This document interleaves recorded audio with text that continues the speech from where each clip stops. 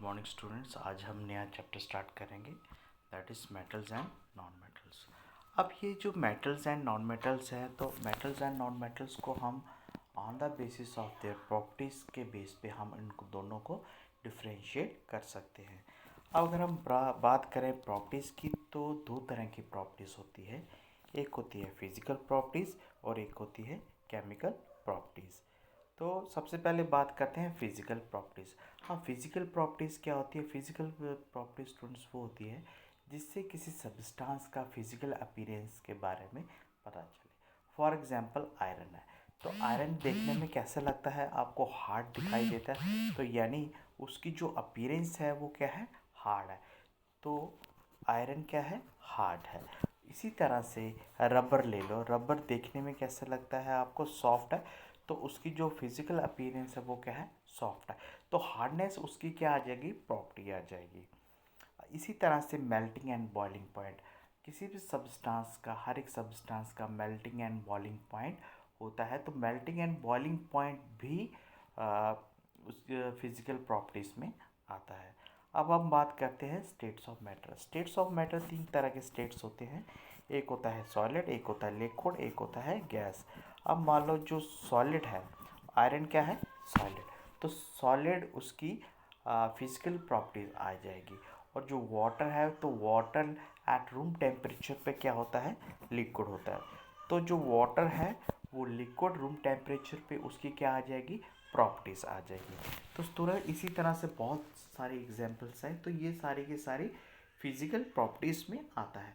अगर हम बात करें केमिकल प्रॉपर्टीज़ की, तो केमिकल प्रॉपर्टीज़ क्या होती है कि chemical property tell us how a substance react with another substance.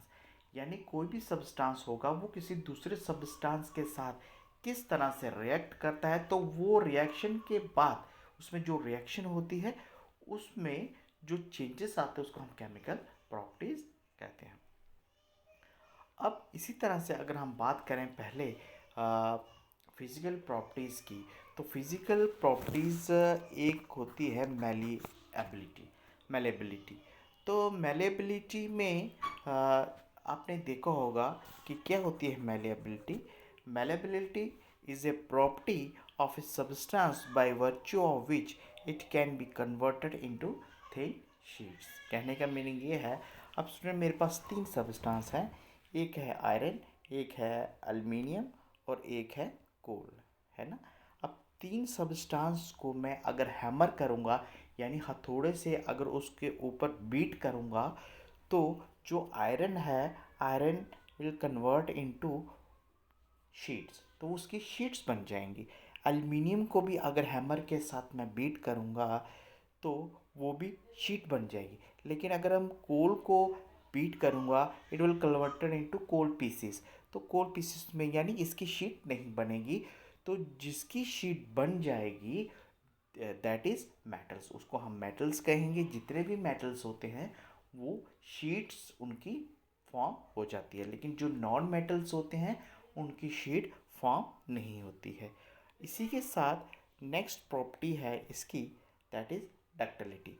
अब डक्टिलिटी क्या होती है स्टूडेंट्स? डक्टिलिटी भी इसी तरह से होती है कि अगर हम किसी मेटल सब्सटेंस को स्ट्रेच करेंगे, स्ट्रेच मीन्स अगर उसको स्ट्रेच खींचेंगे तो it will height, due to high tensile strength की वजह से हम उसको वायर फॉर्म कर सकते हैं।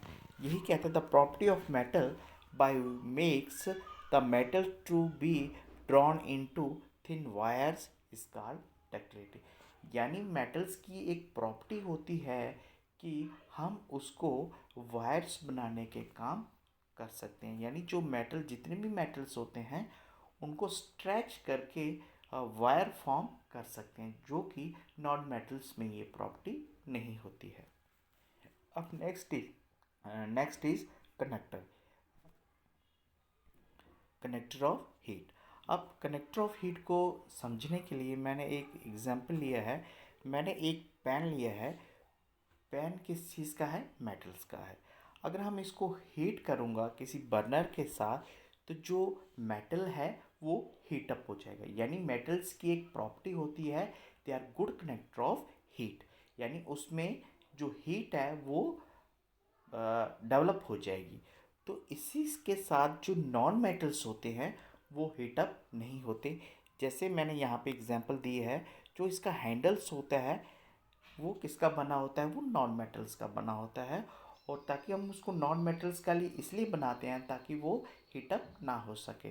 तो सबसे बड़ा जो डिफरेंस है उनमें यही है कि जो मेटल्स होते हैं वो हीटअप होते हैं और जो नॉन मेटल्स होते हैं वो हीटअप नहीं होते हैं। और इसी के साथ जो फ्लो ऑफ हीट होती है वो भी मेटल्स में होती है, लेकिन नॉन मेटल्स में फ्लो ऑफ हीट नहीं होती।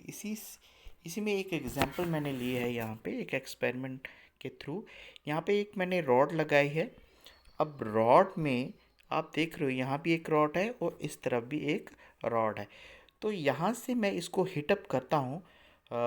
यहाँ पे एक बर्नर लगाया है, तो बर्नर के साथ इसको जब हीटअप करता हूँ तो आपने देखा होगा कि इस बर्नर के साथ जो हीट जा रही है तो यहाँ पे हीट प्रोड्यूस होगी, तो ये हीटअप हो जाएगा। जैसे जैसे ये आगे मूव करेगा तो यहाँ पे मैंने 3 वैक्स लगाए हैं, 3 वैक्स, 1 2 और 3, 3 वैक्स लगाए हैं।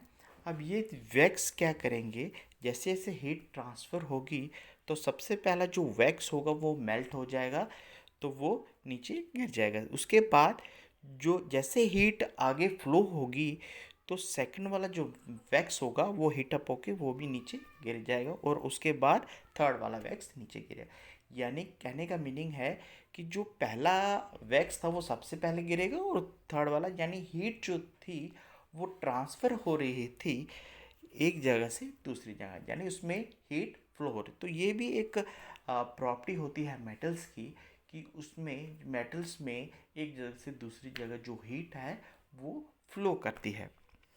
तो ये थे 3 properties metals and non metals की।